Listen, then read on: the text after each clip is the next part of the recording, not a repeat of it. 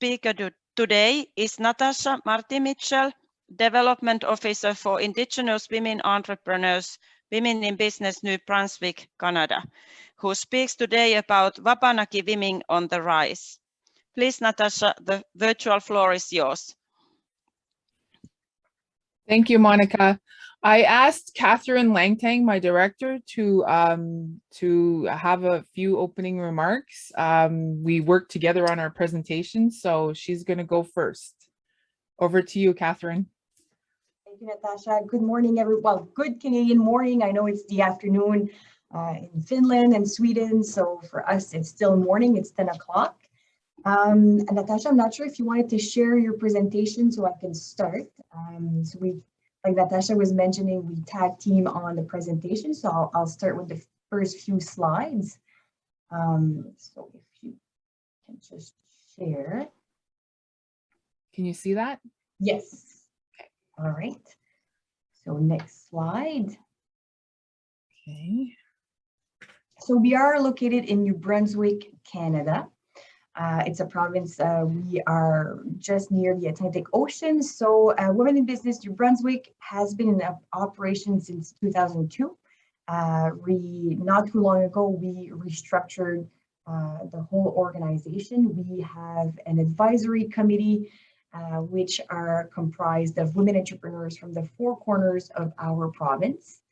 And we help women entrepreneurs in both rural and urban areas from our province. But for those of you who knows where New Brunswick is, we are a very sparsely populated province. So we are very, very spread out. And we offer bilingual resources, so in French and in English, which is our two official language in our province. And the way that we are operating is that we help women entrepreneurs in every life cycle of their business. So that means startup, growth and expansion, export and international trade, and recently Indigenous women entrepreneurs. So here is our vision, our mission. So quickly, so what we do here at Women in Business New Brunswick. Our vision is women leading businesses are forming a proactive, empowered, and vibrant community strengthening the economy of New Brunswick. And our mission is Women in Business New Brunswick is assisting current and inspiring women entrepreneurs in reaching their full potential as business owners by delivering quality, innovative, inclusive counseling and services. So we have our lovely team, which actually I think everybody's on this call that's joining us from Women in Business New Brunswick. So you have, first and foremost, we have Jenna Alain Boudreau. She is our development officer for business startups. We also have Audrey Poitras, which is our development officer for business growth and expansion. And then we have Stephanie Clark, which is our development officer for export and international trade. We also have Isabelle, which is our project coordinator for a pan-Atlantic. So we are collaborating we are 4 Atlantic provinces, and the goal is to help women entrepreneurs in underrepresented groups. And last but not least, we have our development officer for Indigenous women entrepreneurs. So Natasha's going to really talk about her part of her project basically, but we offer a variety of services, like I mentioned, in startup and growth and export as well. So off to you, Natasha, to speak about your beautiful projects. Okay, thank you, Catherine. Well, exibugam sit Nindelos and Natasha Martin-Mitchell. The lay with Listiguj Menige Wigi Fredericton, New Brunswick, Willistigwe Migamigao. Good morning, everyone. My name is Natasha Martin-Mitchell. I'm originally from Listiguj First Nation, but I currently reside in Fredericton, New Brunswick, which is on the lands of my brothers and sisters of the Wabanaki of the Willistigwe Nation. I started my job with Women in Business in February 2020, right before the pandemic hit. I had a work plan scheduled all lined out in front of me, and everything was we've been on lockdown. So I had to really pivot my position and try to figure out how I can connect with women, establish the trust that we needed amongst each other, to be a right leader, to be understanding, providing support, encouragement, assistance, and resources for these women. So I took it to my own social media pages, and I just said, you know, with the onset of COVID, all powwows in New Brunswick were canceled for the season, and we understand that these gatherings they're not only a place to visit with family and friends, but also to showcase the crafts, product, services that they created throughout the winter months. And so I put it on my own personal social media page. What do you need? You know, I didn't want to, I had all these ideas, but I wanted to hear it from them. So everyone said, we need a place to sell our products. So what I did was I brought that information to Catherine, and I said, you know what, this is what everyone is asking for. So we put our heads together, and this is what we came up with. Nujintuiskadijik Abijik. Nujintuiskadijik Abijik means, it's in Mi'kmaq, and it means Indigenous women, salespersons, and or vendors. So this website was launched November 24th, 2020. We currently have 35 ladies on our website, and it's been viewed over 75,000 times. As part of the Women Entrepreneurship Strategy Ecosystem Fund, WBNB partnered with the Atlantic Canadian Women in Growth Partnership Program to create its first bilingual online platform showcasing the traditional talents of Indigenous women entrepreneurs here in New Brunswick. And the creator of this, the website creator, his name is Jonathan Thibault. So I just want to throw out a little appreciation note to him. Since this was a new initiative with Women in Business New Brunswick, I thought our website really deserved to have its own logo. So in early August, I connected with Natalie Sapir. She is a Wolastoqiyik multidisciplinary Indigenous artist from Nugukduk First Nation, Tobic First Nation, one of the largest rural Wolastoqiyik communities. She is someone who is passionate, and her pride for her culture permeates through her work and her life. So together, we came up with this logo. So our baskets carry the weave of the teachings of our ancestors. Our baskets carry our medicines, our fiddleheads, and our berries. Our baskets hold a beauty that is built with fine craftsmanship and history of our relationship to the land and our communities. Our baskets are held together with each strand holding each other with unity and strength. And our baskets carry the weave of our ancestors as we're weaving the teachings in our hands. What we were looking for is weaving our entrepreneurial spirits together. So the basket just made sense, sitting there at the bottom of a tree, sitting by the roots of a tree, creating this basket. So this is what our website, for those of you who haven't been to it, I'll ask Catherine if she can put the website link in the chat. So this is the website that we have created. All of the ladies who are, oh, we went too fast here. So all of the ladies who are on the website have said that they've increased their sales. They write to me in an excited fashion, or they call me and they say, I just sold a scarf to someone in New Jersey, the United States. That it would have never happened if I didn't join the website. I have another lady who wrote to me. She was so excited and said, I just got an order for 150 rattles. That has never happened to me. I'm freaking out. What do I do? Right? And she was so excited. So another lady wrote to me and said, you know, I can't even keep up. I've been making dream catchers for 20 years. And the past 2 years since I've been on the website, I can't even keep up. The sales are just through the roof. So she's like, I'm so excited and I'm so happy to be a part of this journey.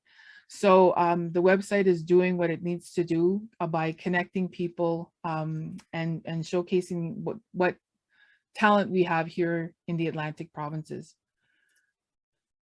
So another thing that we've focused on is upcoming workshops and training. So we're going to be doing an introduction to Indigenous brand storytelling and working with Shopify. I'm also going to be collaborating with my colleague, Jenna Alain Boudreau. She works in business startups, and a lot of the people that are coming to me are they're just new to this, and they want some help creating business plans and whatnot. So together, Jenna and I will be working on creating a program focusing on final prep, launch of products, mail outs, business plans, how to market your products, take pictures of your products, and best payment options available. So these are a few of the things that we're working on right now. We also host online Mawiomis. So monthly online Mawiomis is a monthly opportunity to join an online network of Indigenous women entrepreneurs across New Brunswick. And the goal of the online Mawiomi is to connect Indigenous women entrepreneurs, encourage collaborations, and improve business skills through sharing in a safe, collaborative, and culturally sensitive environment. Each session is 1 hour. It's every month. It includes a welcome message, an opening prayer. I usually do a smudge. I have a smudge. All my medicines are right beside me, so I usually do a smudge ceremony at the beginning of our meetings. We do introductions and a facilitated discussion on recent news and trends in the business world, and we have a closing prayer. So our next online Mawiomi would be in November 24th. Another thing we do is the Wabanaki Women Rising series. So this in New Brunswick is the traditional territory of the Mi'kmaq, Wolastoqiyik, and Passamaquoddy peoples. They are 3 of the 5 nations that form the Wabanaki Confederacy. Wabanaki means the process of dawn breaking. Indigenous women entrepreneurs face a multitude of challenges when it comes to owning their own businesses due to the many challenges that are placed in front of them. And I think we can all attest to that, going through a whole pandemic and school closures and whatnot. So Wabanaki Women Rising series was created to empower women and address issues they face and help them achieve success in the awakening of their entrepreneurial spirits. So for this year, Wabanaki Women Rising series, we will be hosting Elaine Kignosaway, and she is a Cree woman. She's a 60 Scoop survivor. So she's going to come and she's going to share her knowledge and talk about the balance of resiliency and yeah, so that's what's happening on December 10th. The next speakers that we're going to be having and hosting for our Wabanaki Women Rising series is Roberta Anderson. She'll be coming, and she is a gifted bead artist.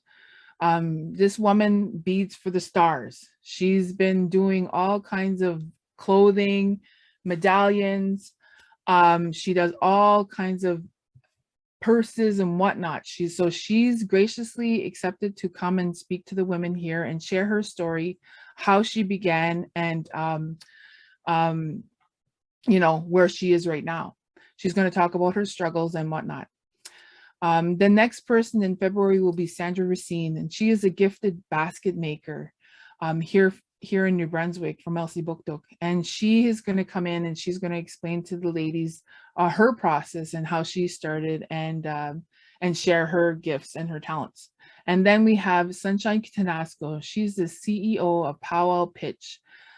Is almost equivalent to like what a Dragon's Den would be like here in Canada. So she's going to be coming in to speak to the ladies about how she started off and where she is right now. Another thing that we're going to be focusing on the Indige economics. So in order to break down the barriers Indigenous women entrepreneurs face, we have created a variety of grassroots workshops that address issues such as financial literacy, boost confidence, lack of access to programs that will help them advance their businesses to the next level, and by collaborating with and creating partnerships with custom tailored programs to enhance their skills. And our first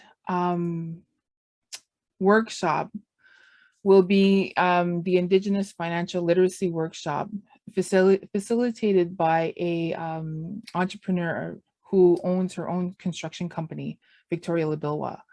And that will be a 3-part series starting in January 27th, February 3rd, and the 10th.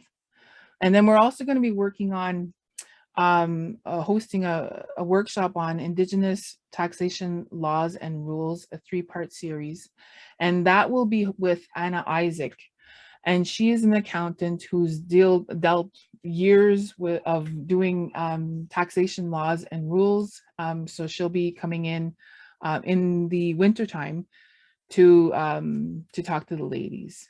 So these are a few of the things that we've been working on to help the Indigenous women here in New Brunswick.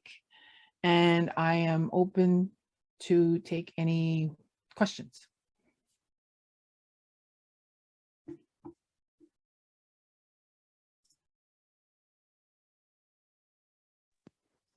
Thank you, Natasha, Belalin.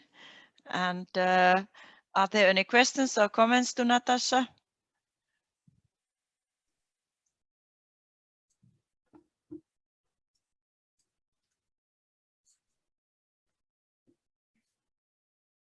Hi, Rachel.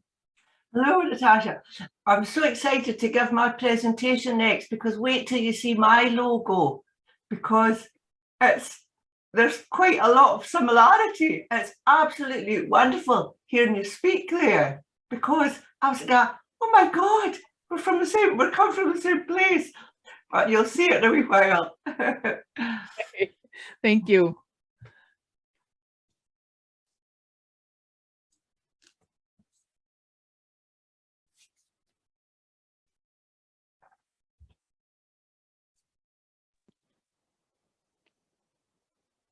Can you, Natasha, say, is it so that the women are now better off than before the pandemic because of the website?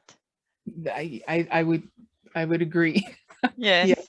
So Yes. actually it was a good thing in that sense that we had the pandemic or have the pandemic. Yes. And like I said, I just communicate with them. I still keep in touch with them. I use all of my own personal social media pages, and you know, like whatever they want to talk about, I'm here. So That's great. Any other comments? Or Kirsi from the Sami Parliament has commented here. Very inspiring presentation and work. Thank you very much. Lalik. Okay, if there is no other comments for the moment, then we will let Rachel continue.